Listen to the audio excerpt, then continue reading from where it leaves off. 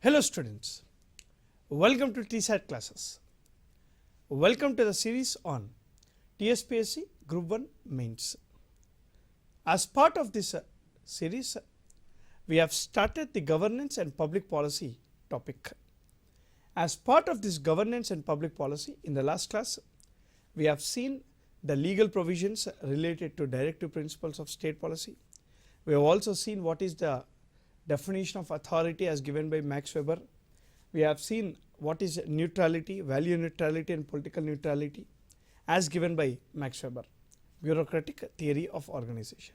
Today, let us continue this series of governance and public policy and see further questions. So, let us see the first question. Yeah, the first question is discuss the hierarchy of the Indian administrative governance with the help of the constitutional provisions. Discuss the hierarchy of Indian administrative governance. So, we need to decode two things: the Indian legislature and executive.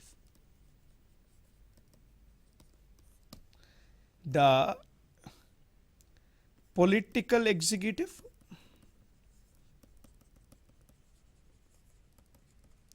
and the general executive.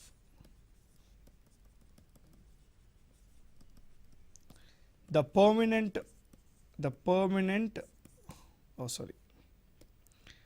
this is the permanent, this is a temporary. The temporary executive, it is also called the temporary executive and permanent executive. Let us decode this. Okay.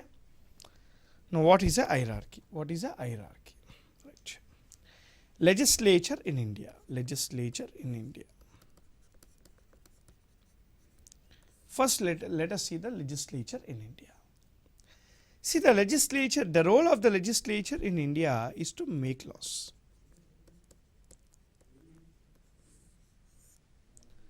The role of the legislature in India is to make laws, right? Now, in India, as part of the original constitution, the legislature was divided into two-tier hierarchical systems. But presently, the legislature in India can be divided into three-tier hierarchical systems. Two-tier in the original constitution, three-tier in the present constitution, meaning it was added by amendment. We will see that. So, the legislature presently in India is divided into three-tier hierarchical systems. The first one is called the central legislature. The second one is called your state legislature. And we have local governance. Local governance. The local governance was added by the Amendment Act afterwards, not part of the original constitution. The local governance is divided into two-tier hierarchies. That is your Panchayati Raj institutions, your Panchayati Raj institutions and municipalities.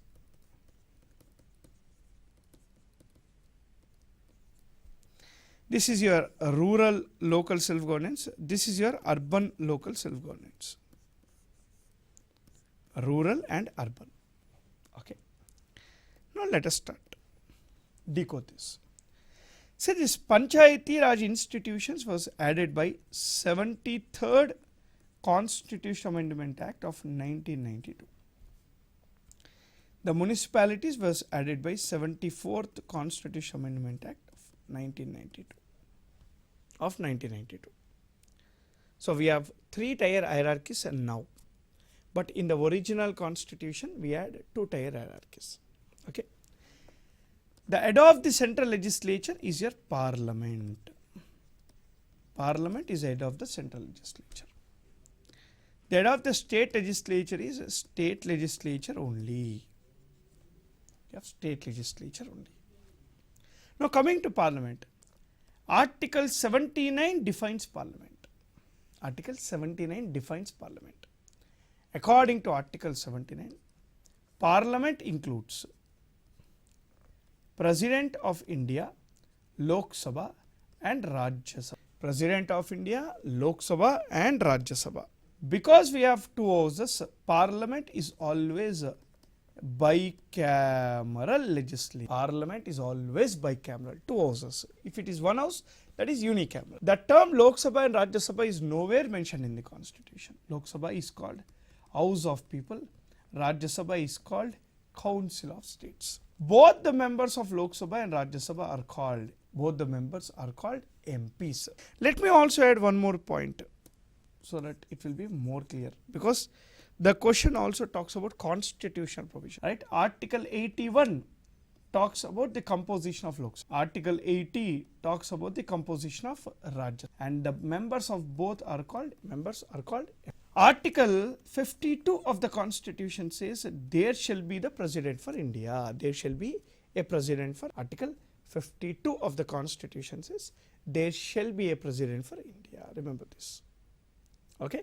So the thing is, we have the parliament defined under Article 79, which is always bicameral. According to Article 79, parliament includes your president, Lok Sabha and Rajya Sabha. President is discussed in Article 52. Lok Sabha 81 composition, Rajya Sabha 80 composition. Lok Sabha is called the lower house or House of People. Rajya Sabha is called the upper house or Council of States. Now coming to state legislature. Article 168 of the constitution defines the state legislature, according to which it says that state legislature includes governor, state legislative assembly, state legislative council. Governor, assembly and council. Right. Article 153 of the constitution talks about the governor. According to Article 153, there shall be a governor for each state, or the same governor can be appointed for more than one state. It is added by 7th Constitutional Amendment Act. That's a difference. Now, unlike a parliament, state legislature can be bicameral or unicameral. It can be bicameral or unicameral. It can be anything, no problem. It can be one house or two houses. One house or two houses. Important. The members of the assembly are called MLAs. The members of the council are called MLC. Article 170 talks about the composition of the assembly. Article 171 talks about the composition, but it can be unicameral or bicameral, right? So as on today in India, there are 6 states which are bicameral. There are 6 states which are bicameral. What are they, sir? They are Andhra Pradesh, Telangana, we have Karnataka, Maharashtra, we have Maharashtra, UP and Bihar. Maharashtra, UP and Bihar. These are the 6 states which are bicameral legislature. We have both assembly and council. What about other states? Only assembly is there. Only assembly, only one house. That is the meaning. So this is a composition of parliament and state legislature with the help of the constitution. Now one more thing. Schedule 7 deals with the division of powers between central legislature and state legislature. Schedule 7 divides the subjects into 3 lists: union list, state list and concurrent. Union list, state list and concurrent list. According to Schedule 7, if there is any subject in union list, Parliament has the authority to make the laws. If there is any subject in the state list, the state legislature can make the laws. If there is any subject in concurrent list, Parliament or state legislature can make the laws. That is the meaning here. So we have central legislature and state legislature. We have Schedule 7, division of powers. Let's come back to the local governance. Local governance was later on added. This is not part of the original constitution. It was later added. by your 73rd Amendment Act and 74th Amendment Act. Panchayati Raj institutions. The Panchayati Raj institutions is discussed from Article 243 to 243. Similarly, municipalities are discussed from Article 243P to 243 ZG, ZG, ZA, ZB, ZC, like that ZG. Okay. Part 9 of the Constitution. This is your Part 9A of the Constitution. The panchayatis are further divided into 3-tier system. The first one is village level panchayati or village panchayati, right? You have municipal council and you have municipal corporation So the Panchayati Raj institutions can be divided into 3 types: village panchayati, municipal council and municipal corporation. The municipalities can be divided into 3 types. The first one is your Nagara Panchayati, the village panchayati, then we have Mandal Panchayati,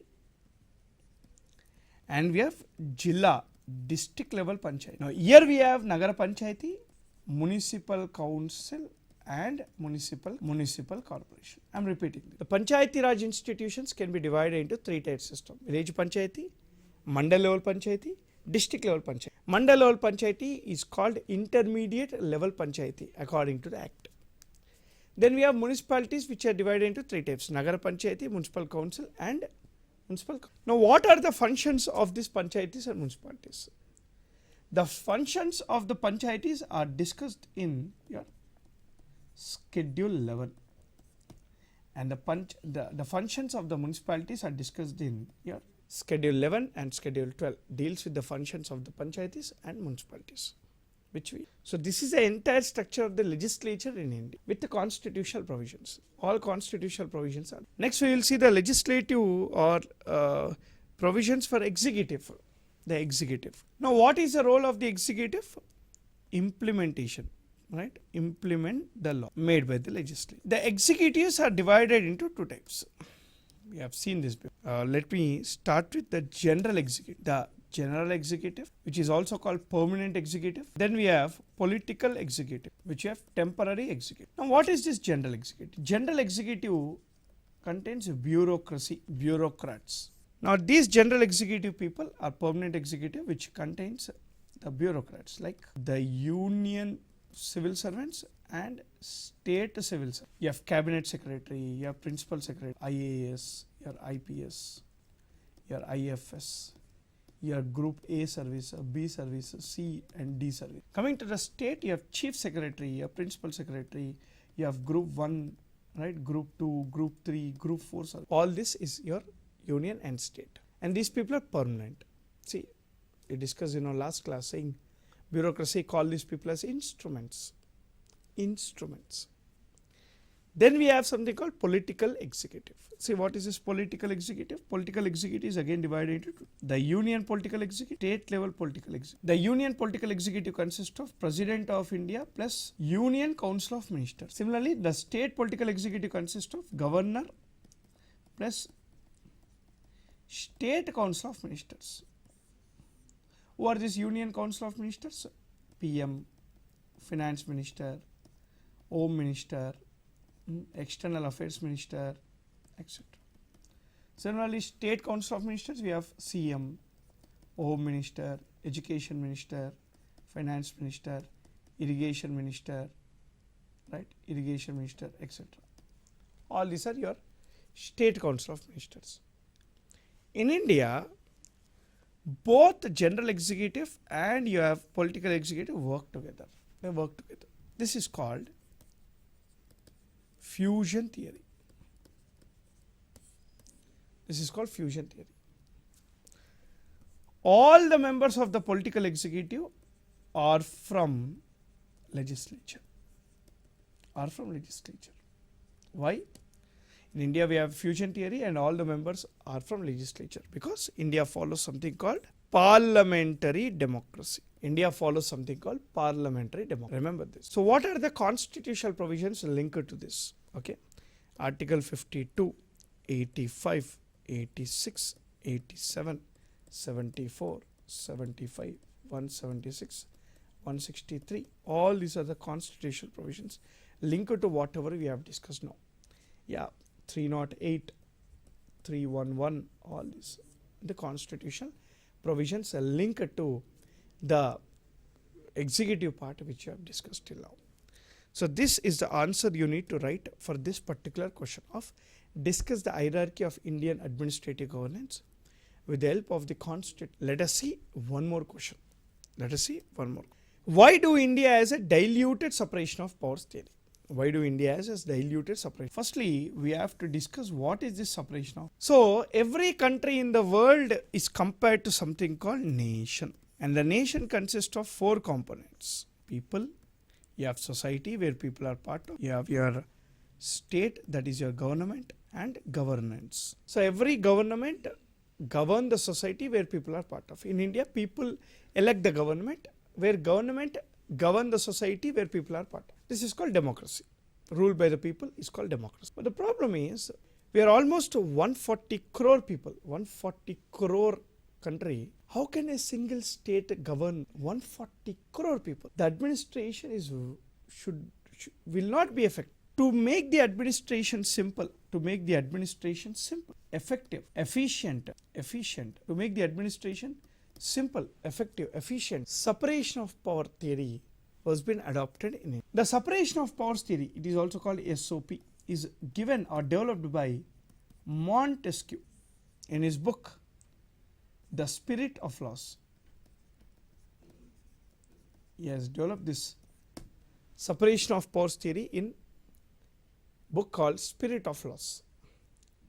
So Montesquieu is a French philosopher, political thinker, who has developed this separation of powers theory in his book called Spirit of Laws. See, there are 3 principles of separation of powers theory. The first one is, according to separation of powers theory, for an effective simple administration, the state should be divided into different branches. The state shall be divided into different branches. 2. Each branch has a unique function to perform. Each branch has a separate function, unique function to perform. 3. No branch will interfere in the works of the other branches. No branch will interfere in the works of the other branches. So in India, this separation of powers theory is taken. So what are these 3 principles? The first principle is the state is divided into 3 branches. The first one is called legislature, executive, judiciary. So every branch has a unique function to perform. Legislature to make laws, executive to implement the laws, and judiciary to review the law. Right? The first principle is the state is divided into different branches, 3 branches mainly. We have your legislature, executive, and judiciary. The point is, the reason why we have adopted this separation of powers theory is because to make administration and governance effective, simple, efficient, convenient, right, coordinative, etc.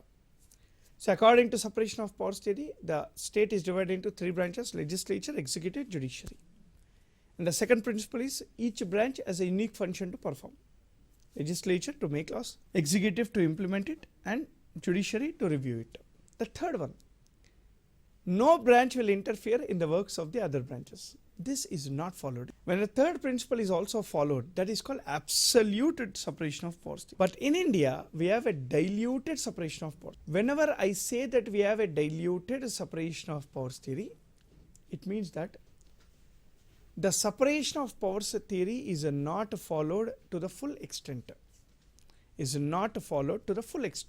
do India has a diluted separation of powers theory? Why do India has a diluted separation of powers theory? Because India follows a doctrine called doctrine of checks and balances. India follows this doctrine called checks and balances so that India do not have a diluted separation of powers theory. India has a diluted separation of powers theory. What is this checks and balances? As part of this checks and balances, in India, every branch will check the authority of other branches and balance it. It ensures that no branch of the state is illegitimate. It takes decisions in arbitrariness. It ensures that every branch will check the other branches. Oh, what are the examples? Oh, every branch will check the other branches. We have your legislature here, you have your executive here, you have your judiciary. So every branch will check the other branches' role and functioning. Every branch has the authority to check the other branch's authority. So the executive will check the legislature will check the executive. Similarly, the executive also check the judiciary. Similarly, the judiciary check the executive, the judiciary check the legislature, and legislature check the judiciary. Oh, let us take the examples. How the executive check the legislature, how judiciary check the legislature, how judiciary check the executive. Let us start with the judiciary. Just a minute, like this. Now let us start with the judicial part. How judiciary check the legislature, right? By review of the law, by review of the laws made by the legislature. Similarly, judiciary check the executive by review of policy. How executive check the judiciary? Who is part of the executive? President is part of the executive. So president appoint the judges. Appointment of. Similarly, legislature check the judiciary in removal of the judges. Removal of judges. Now executive check the legislature. Executive checking the legislature. President of India is a person who summon, that is your start, who prorogation, stop the parliament. You also has the authority to send messages, motion of thanks to the legislature. In that way, the executive check the legislature. So then how legislature check the executive? Question hour. You have something called question hour. 0 hour. Budget. So in that way, every branch of the house check, every branch of the state check the authority of other branches and ensure that they don't misuse their power and authority. This is called checks and balances. This is called checks and balances. So what are the constitutional provisions, articles related to this checks and balances? I will give the list. Try to understand. Article 75, Article 85, Article 86, Article 87, Article 176, right? Article 175, right? Article 165, sorry, 164. 165 is Attorney General. 164, Article 124, Clause 4, Article 124, Clause 5, Article 124, Clause 1, Article 124, Clause 2, removal appointment of the judges. Article 13, judiciary has a review. Article 32, Article 226, all these are the constitutional provisions linked to your checks and balances theory within the constitution. So the thing is, in India, we have separation of powers theory, but not in absolute terms. In India, the separation of powers theory is there in diluted. Why? India follows the doctrine of checks and balances. And this is the example which I have shown in your, you can see in the screen, you can take a screenshot. These are the examples for why there is a checks and balances in India. So this is your today's governance and public policy. I'll see you guys again in the next class. Till then, happy learning. Jai Hind.